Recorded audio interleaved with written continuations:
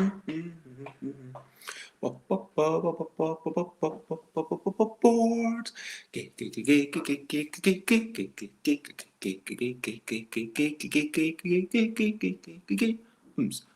games, board games is what I'm talking about. Board games, board games, I'm not gonna shout. I am starting off this streaming with a little bit of singing. And today the discussion will be inspired by the game Twin Win. It is a game of variable game length, and I thought of what exactly this meant. Is it good or is it bad? How does it contribute to the experience we've had? Board games and variable game length, it's what I'm talking about. Board games and variable game length, I'm not gonna shout. Hello and good morning, good afternoon, good whatever it is, wherever you are. This is Bezzy Beats and Briefer Blether. I am starting off at 10 a.m. UK time, and I'm going to go on for like maybe 10 minutes, 5 minutes, 30 minutes, however long it takes to say what I have to say. I'll be chatting about game played recently. I'll be chatting about my move. I'm in a new place, and I'll be chatting about the nature of variable game length, what it means, what is variable game length, what does it mean for the game, how does it change your experience, is it a good thing, is it a bad thing, what kind of games normally have a variable game length. And first, I want to say hello and bonjour to Alex. It is lovely to see you, and let's talk about some of our recent highlights, living life and seeing the sights, recent highlights, playing games and other delights, recent highlights. So yes, recent highlights. Yesterday I cycled a bit and I got the keys to a new place. I slept here yesterday and yeah, I'm quite excited. There is a blank wall. Actually, I'm going to do a tiny... There's all these shelves. These are all shelves. Imagine these shelves all filled with board games. There is this wall. It's a bit of an ugly blank wall, and I think there used to be a painting here, hence the hooks. But there is no painting there, so what do I put there? I don't know. Maybe it could be some more shelves. I don't know. Potentially more shelves. But yeah, that is definitely a recent highlight. And Alex recently finished a game, or at least a limited contest version of it. A rare occurrence for Alex. Congratulations to Aquasulis, also known as Alex. But yeah, what was the contest? Tell us about it, and feel free to give us the one comment explanation if you wish. If you don't, then that is also okay. But yeah, congratulations. And a comment from chat, everything looks full of possibility. I would agree. I mean, already you can see I've brought my first few games. There's Keyforge, and there's a box that also has a few of my own personal prototypes in there. And hello, Jess, it is lovely to see you, and I hope that you're generally well. I'm so sorry to hear that you're at the hospital, but I am healthy. I mean, the sun has started shining, and I'm planning to go outside and buy some baking trays and sponges and other things that are not happening well. I'm glad that your ear is not going to fall off, Jess. So I hope that you are generally okay. Alex says that the game that they recently made was for the Board Game Geek solo print and play competition. That sounds like a lot of fun. So back to the recent highlights. It's a narrative puzzle detective game set in a Blade Runner-esque sci-fi dystopia. That does sound very intriguing. So well done on making that. And apparently in Bangkok, people just go directly to the hospital if the ears hurt, directly to the specialist. There's not many GPs. It's very efficient. But what if you go direct yourself to the wrong GP, wrong specialist? But apparently the Thai medical system welcomes you. Anyway, the other highlight that I wanted to chat about is, of course, the one game that I played yesterday with Layla, who was my first guest at this new place. We played Twin Win, which is one of the two games that is in the box known as ICO, and I'm going to chat a wee bit about it, and then about variable game length. Well, you've got the instructions. This is the only one of the series that has more than one game in it. Whoops. No, I don't want to end the broadcast. Sorry, trying to get the angle correct. Okay, so, yep, there you go. So you've got that, you've got the board. This is an interesting board. It looks very complicated, but you can see the arrows go round clockwise in one direction, and then from the middle, you can move in either direction. You only use half of these pyramids for Twin Win, and the dice are for a completely different game. Anyway, the point of Twin Win, also there are some cards. Here, you've either got to make nests, which means that the bigger is around the middle, is around the tiny, or you've got to make trees like that, where the little one is on top, the big one is on bottom, and the medium one is in the middle. And so you're going to be either making a tree or a nest of one color, but your opponent doesn't know which one you're doing. So you start off with trees of, which is the name given to big at the bottom, medium on top, then small on top of that. Trees of 3 different colors on every square space. Then on your turn, you do a couple of moves, and hopefully you create one of these things. Along the way, your opponents might be working out what you're going for. You might be working out what they're going for. And then you need to navigate it and hope that you manage to create the thing that your secret objective. When you create it, you win instantly. And that is the game. That is Twin Win. It is probably one of my favorite pyramid games. And also, shout out to the pyramids. If you thought that D4s were quite pointy and sharp, actually that is quite rounded in the edge, so that's quite nice. But no, that's not too painful. But ow, ow, ow. I can confirm that if you were to stand on this, it would definitely be painful because I'm just pushing it slightly against my foot. And so these are probably quite, you know how it's basically like caltrops. Anyway, so Jess says that there's no big queues at the hospital, the eardrops are being prepared, the pharmacy's in the hospital too. It does sound very efficient. And enjoy your day off, Alex. Alex says, I do love Zendo, but it's difficult to make an appropriately challenging starting set. Yeah, again, that's why, and I think it's interesting because pyramids, they're not a contained game system in the way that Green Box of Games or Peace Pack or the L deck is. With the Peace Pack or Green Box of Games or Deck-Tet or the L deck, formerly known as Wibble++, you've got the box, and then you know that you can play all the games, right? But with the pyramids, it's like, okay, you've got a bunch of these pyramids. Is that enough to play Homeworlds?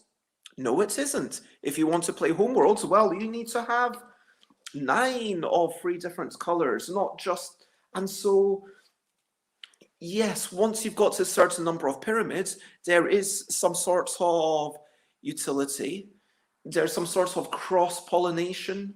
Like, okay, I can use these pyramids for two different games, but like, it makes a lot of sense why they ended up in this space with, and similarly, based on Zendo, they do have a box, I believe, where it's just, this is the starting pieces of Zendo. And even though I'm not engaged in the conversation, I love the chat between Jess and Alex, chatting about games and music. And yes, Alex is an accomplished ukulele player, and probably other strumming things, and probably other instruments, I'm guessing, where you don't strum at all. Anyway, so I've talked about this game, and I would like to talk about the main topic, which is about variability and game length. So the first couple of games that we played last night were over in maybe 2 minutes. I made a thing, and then boom, that was it, over. Layla was new to the game. I was able to make something and almost surprise Layla. Now, the third game, it was quite a bit longer. It was maybe 10, 20 minutes. Layla found it a lot more satisfying. By the end, Layla knew two of my objectives. I knew one of Layla's objectives. I wasn't quite sure about the other one, but in my mind, I'm always, okay, it's not that one because I made a slight mistake. And if it had been the purple nest, then Layla would have been able to win. But I've got to watch out for everything else. And then eventually it comes down to, do you understand the movement? Now, let's get away from the possibility of a game never ending. Which is my one concern about Twin Win. Because if people are good at anticipating how people can win, do you just end up in blocking and eternally blocking each other? Let's talk about variability in game length. Is it a good thing? Is it a bad thing? What do you think? Like, let's talk about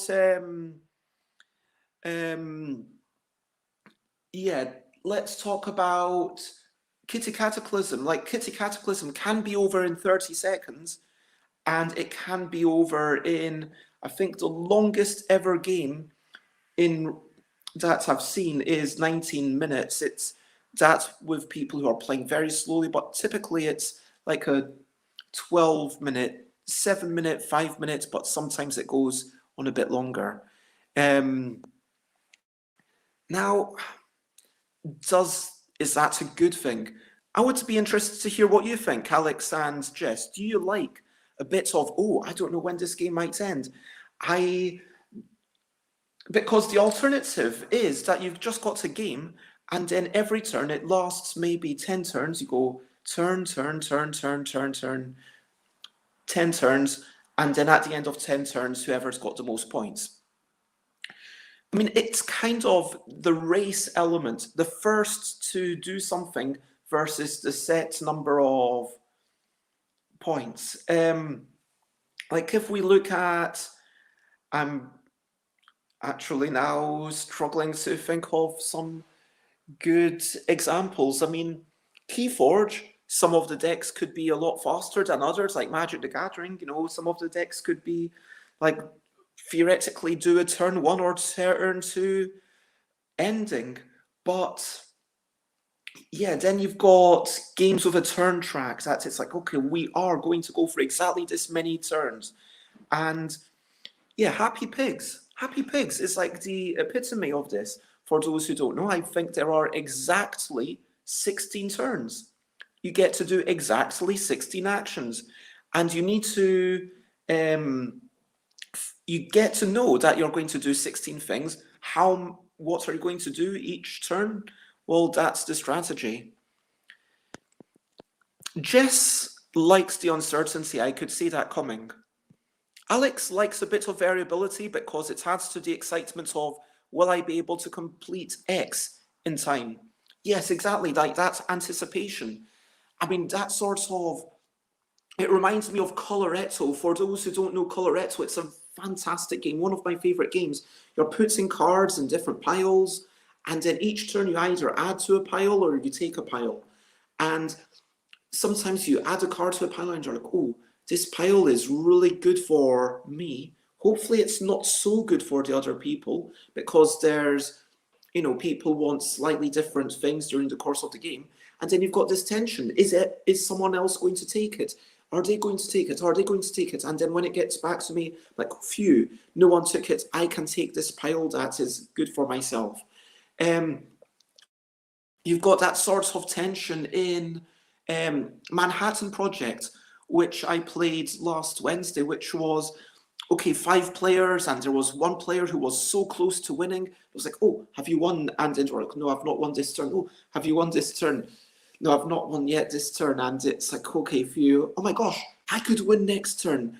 And it's like that anticipation, that excitement. It was almost like the Cold War, and it is a very dark theme. It is about building nuclear bombs, but for me, it was about gathering that sort of power, that energy, and having that tension, that fear that other people might just pip you.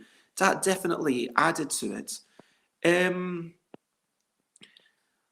Apparently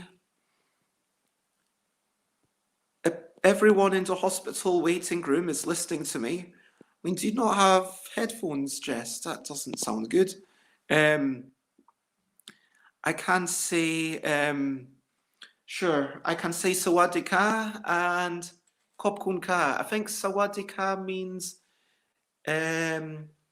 thank you, and Kopkun Ka means hello, but please let me know if I'm wrong, Jess. But, oh yeah, you can't use headphones because of the ear infection. I'm so sorry, Jess. But anyway, yeah, can't use headphones because of the ear infection. Oh, it's the other way around. So, Kopkun Ka means hello, and Sawadee Ka means thank you, and my Penraina Ka means no problem. Okay. Anyway, I will hopefully learn some of these phrases when I'm in Thailand. I'm going to, yeah, I'm not really working on Thai just now. But so the truth is, I can say things, but I don't know what I'm saying. Yeah, so it's almost like someone saying, hey, thank you, instead of saying hello. That's a bit weird. Anyway, back to the topic of variability. I think we have talked about the main benefits of variability, which is the excitement, the uncertainty, the tension that it brings about. And that is a lovely thing about that variable game length. The issue with it, the big issue and the main reason for having a fixed number of turns is simply to ensure that the game length, that the game ends. With too much variability, you run the risk of the game essentially having no upper limit. You want to have what I call ratcheted progress. Ratcheted progress means that you progress towards a space and then there's no way to go behind. This can be quite nice. Again, this can mean that you move closer and closer and closer towards the end state. Conversely, it could mean that the game becomes a bit boring and dry. Like, Jess is one of those people who is enjoying Monopoly and doesn't mind the fact that it might take, 2 days, and then after a couple of hours, you just give up and you're like, hey, we played for a while and that's it. But myself, I like to finish a game. I like my games to be finished. If I start a thing, I want it to be finished. And so for people like me, well, I need to know roughly how long a game is going to take. Is it going to take 10 to 15 minutes? Okay, great. If it's going to take 10 minutes to 1 hour, well, that's a bigger problem. If it's more like, okay, this could take 30 seconds, or it could take 2 hours. Well, that's a massive problem for me. And yeah, I don't think that you want to have games need to fit into our lives. And so for games to be able to fit into our lives, we need to know roughly how long it's going to be, because only once we've got that expectation can we fit the game into our life. And so it's really about having that bound. And modern game players, I think that people who would describe themselves as board gamers are probably more likely to have the feeling that we want to play all the games to completion. I mean, if you talk to casual gamers, they're more likely to be like, yeah, we'll play a turn, and then if we stop um, playing, then who cares? It's okay. And apparently, the drops are prepared, but people won't give them to Jess because Jess has got me on the loudspeaker, and Alex says, "Are they preventing you leaving so they can continue listening to me?" I like that idea. I mean, I don't think it's true, but I like that idea, so I'm going to go with it. Ultimately, it does come back to what do the people who what do the people want who are likely to play this game? And Jess says, confirms this, like as you start playing more games, you enjoy finishing. Now I play more games, says Jess, I like the rush of finishing. And as I play more games, I like to have what I call a ludological arc. I like to have a start where you're doing one thing and maybe the board is open, you don't know what you're doing, and all the possibilities are there. So you try one or two things. And then at a certain point, I like to have the middle where I'm like, okay, I made a couple of mistakes, but then there's future mistakes to make and future good moves to make, and I can win this back. And I'm assuming that I'm losing in this hypothetical scenario. I don't know why, but there's the sense of just trying to adapt to the trench that you've dug for yourself.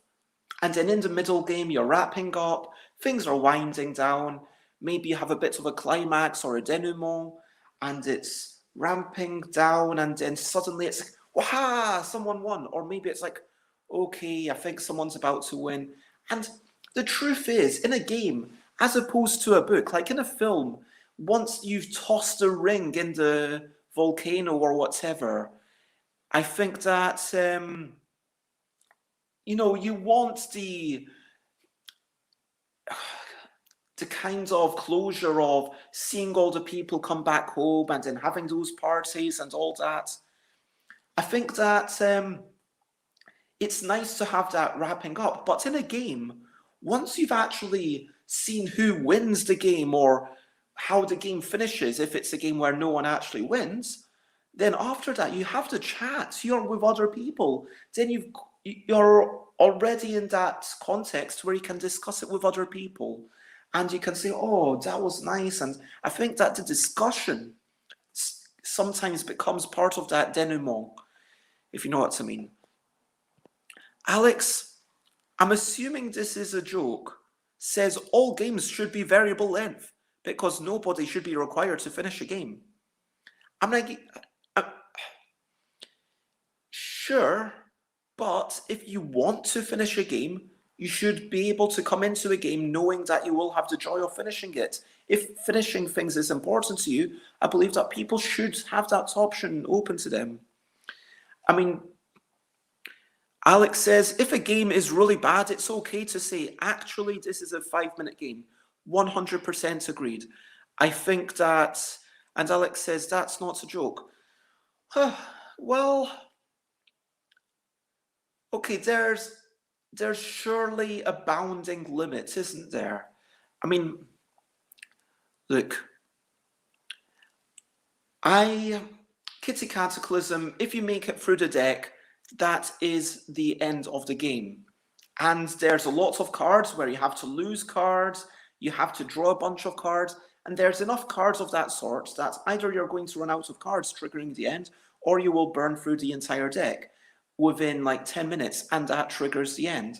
And so there is an upper limit on how long that game can go. Compare that to something, I mean, and I think that reflects my personal tastes. For me, finishing things is super important, which is why I made a game with the chaos of a lot of other chaotic games, but with the added factor that this will definitely finish after the deck runs out. And hello, Xate. It is lovely to see you. And thank you for joining us. It's been a long time. Just talking about variability in games and,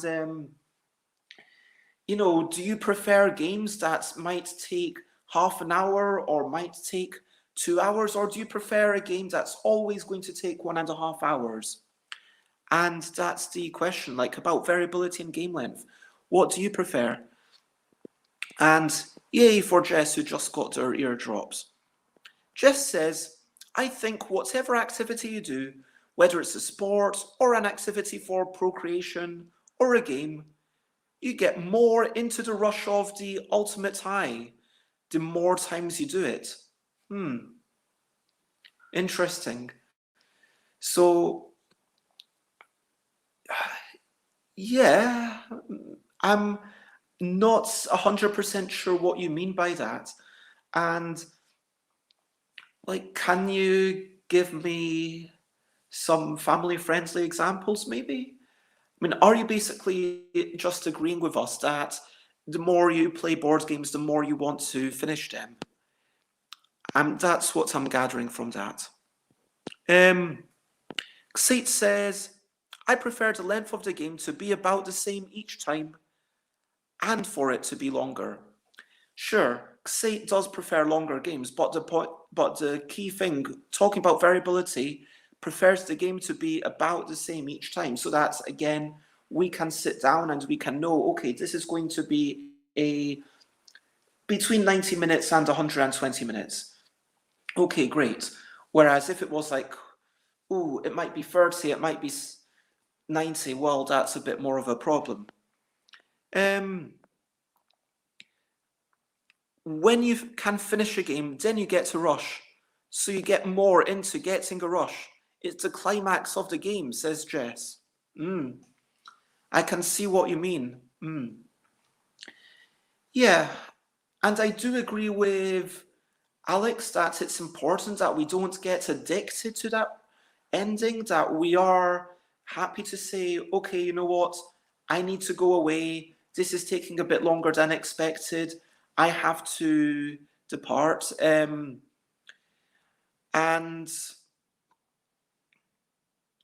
yeah, and a sense of satisfaction afterwards, says Alex. For complex games, if the game is too over soon, the setup time doesn't seem justified, says Will Cook for board games. And for lighter games that just go on and on, I get very bored.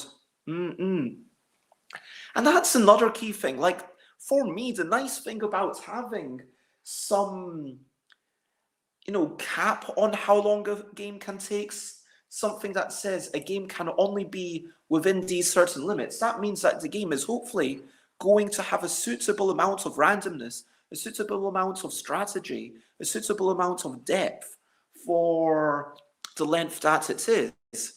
And yeah, if it's a light, chaotic, very random game, I am going to Alex throwing shade on one of Xate's favourite games there, The Crew. I am assuming that that is a joke though. But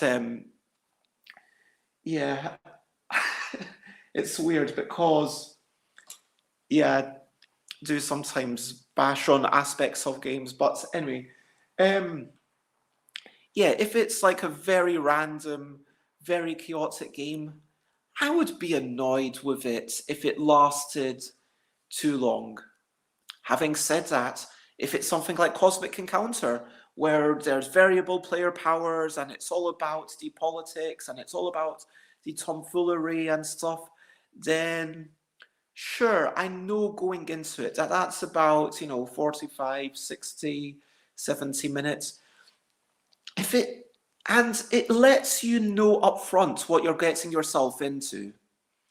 If you're going into a game and you're thinking, this could be 90 minutes, or it could be 15, like, how do you mentally prepare yourself for that? Sometimes what I like about a game is the pleasure of having those expectations clearly laid out. I like the fact that with life, there's all this uncertainty. With games, yeah, it's kind of more of a safe space. Do you know what I mean? You're playing these games and you're like, hey, this is what I'm going to try, and that's what I'm going to be anticipating. And within these parameters, that's what's going to happen. And I agree. I agree that variability can bring about excitement. But I think that there has to be some level of upper and lower limit. And that is, yeah, what it all comes down to. So, yeah, I think that's the thing, that Jess and Alex are on the side of uncertainty. But then there's always a question of how much. Maybe you don't want to know exactly how many turns the game takes. But at the same time, you don't want the game to take potentially, 200% more time if we're talking hours, or, like if it's 1 minute or 2 minutes, yeah, fine. If it's 1 minute or 3 minutes, then yeah, fine. But if it's 1 hour or 3 hours, then whoa, that's crazy. Like, unless it's a certain amount of time. And that gets also into the notion of the bit on the side of the box where it says, okay, this is how long the game is going to take, whether it's 15 to 30. And honestly, like the first couple of games that we played were about 2 minutes. And yeah, if it takes a little bit less than that, is that disappointing? Is that a problem? Because I know that Layla probably could have beaten me the other day when we played Kitty Cataclysm. And then Layla said, oh no, I'm not going to beat you because I would like the game to go on a little bit more. Which surprised me, because to me, if we play and then it lasts 30 seconds because you've got the perfect opening hand, then celebrate your perfect opening hand. And yeah, then we can play again. Whereas if it goes on for longer. Alex does say, knowing beforehand that you're going to be able to finish is relieving, and I think I'm going to wrap it up there, because this is the Bezzy Beats and briefer Blether, so about half an hour is where we start to wrap up these days. Oh my gosh, I just realised that I never asked questionably quick questions. Let's have this section where it's not an interrogation, but you can ask questionably quick questions. And while you're thinking of any questions, I will talk about brilliant thing. Brilliant thing. What's the little thing which is brilliant? The brilliant thing for today is going to be oxygen, nitrogen, clocks. Clocks are pretty good. Fire alarms. Fire alarms, yes. Fire alarms. Telling us when there is smoke. And a good fire alarm that doesn't just go off when there's a bit of smoke from cooking, but is like in the living room, and when there's smoke and something goes wrong, just having safeguards in general, those are a brilliant thing. Yeah, let's hear it for fire alarms, yeah. And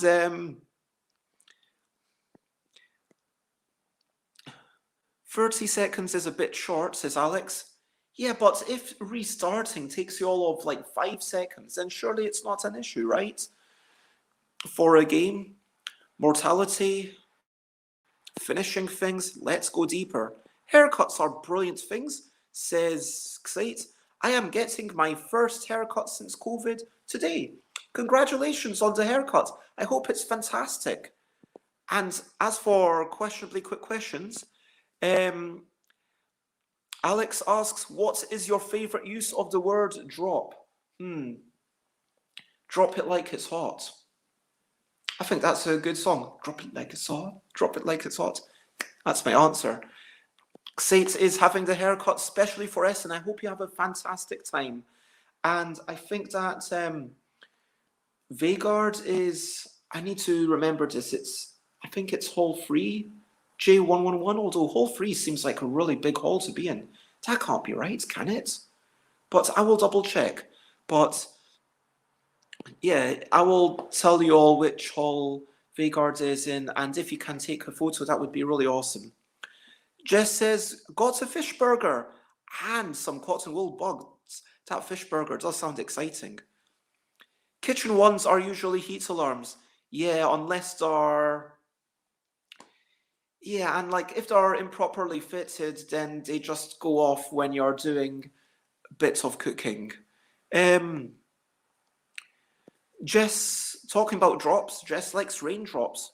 Xate likes chocolate drops. Vagard, when I'm back on my laptop, I will spell out the name, but it's spelled Vegard, a Norwegian person currently living in Poland, and I might be asking them to join me. Yeah.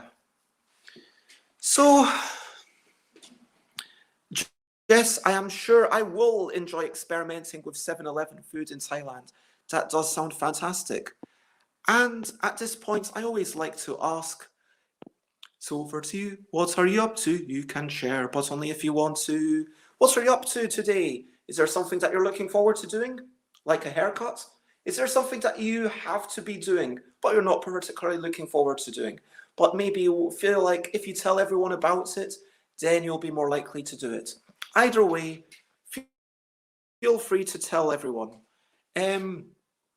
Now, apparently Jess is in a cake shop in the hospital. Wow. And been watching Grey's Anatomy a lot and might presumably continue watching that. I am going to be going down to a couple of shops. I'm going to go to Poundland and also possibly Aldi. And I'm going to be buying a few things. I've got a list. Where's my list? Sponges, cloths, baking tray, kitchen scissors, toilet paper, and a sieve. Spices can come later. And then, yeah, that's the things that I need to buy. What else? Yep, I'm going to go back to the other place where I'm currently paying rent and living with other people. I will plug in my laptop. I've got my laptop back, and yep, I'm going to be doing some sort of writing of LDEC rules. I will be sending out a couple of emails that are very overdue, and I'm looking forward to hopefully within a week-ish sending out rules to the best LDEC games of the 2021 competition and inviting people to join in the judging. If anyone has an LDEC and would like to play some of the games, then please let me know. And I will make sure that you get the chance to play them. Other than that, I am going to be seeing Chris McCall tonight, which is exciting. So we will probably be playing some games, maybe having some dinner. I don't know. I will check with McCall if McCall's making dinner or not. But thank you, raising hand for being interested. Awesome. Thank you very much. And if anyone else has anything else that they would like to share, then please go ahead. Otherwise, I'm recap and wrap up before I finish up. Recap and wrap up. I will talk about what I talked about. I talked about being in a new place, about playing Twin Win from the Ice Duo box. I talked about the game. I'm really enjoying it. It's a good game. I'm going to keep playing it. I'm going to I talked about the notion of variability and game length, the notion of finishing things. Just made the point that maybe as you get more and more into games, you more and more want to have that ending. It does make a lot of sense. Then we talked about haircuts, and yeah, we just had a bit of a blether about just being in the hospital and getting eardrops sorted. So congratulations. You are very welcome. Thank you for joining me for this Bezzy Beats and Briefer Blether. If you want to check me out, you know where to find me. I'm Stuff by Bez everywhere. Twitter.com/StuffByBez, for example. Or if you are interested in the ELL deck, make sure that you're following Twitter.com/ELL_deck. And I will be streaming every day at 10 a.m. UK time for the foreseeable future. And I've already gotten one special guest for episode 500, who was basically my most special guest for episode 400. So, yes, they will be back if you... Yeah, that sounds really bad because it's like all my other special guests weren't so special. Anyway, but share, spread the word. Thank you, everyone. You are super wonderful. Thank you for being here. Thank you for keeping me company. Check me out. Yeah. Oh, I'm sorry. Yes, it just came up while I was doing my pitch on Friday. I haven't talked to you face to face, even digitally, for ages. But yes, in however many days, if you can come in, then that would be lovely. And so I'm just going to be doing an extended episode every 100. You are always special to me. You are always on my mind. You are always on my mind. And thank you, everyone, for being here. There's only one thing left to say, and that is bye, bye, bye, bye. This is a goodbye song. Bye, bye, bye, bye. Thank you for watching along. Bye, bye, bye, bye. This is the end of the show. Bye, bye, bye, bye. And now it's time to go. Bye, bye, bye, bye. This is a goodbye song. Bye, bye, bye, bye. Thank you for watching along. Bye, bye, bye, bye. This is the end of the show. And bye, bye, bye, bye. And now it's time to go. Ooh, that sounds very exciting. Macaron cheesecake. Bye-bye, Jess. Bye-bye, Alex. Bye-bye, Xate. Bye-bye, anyone else who's watching. Lots of love.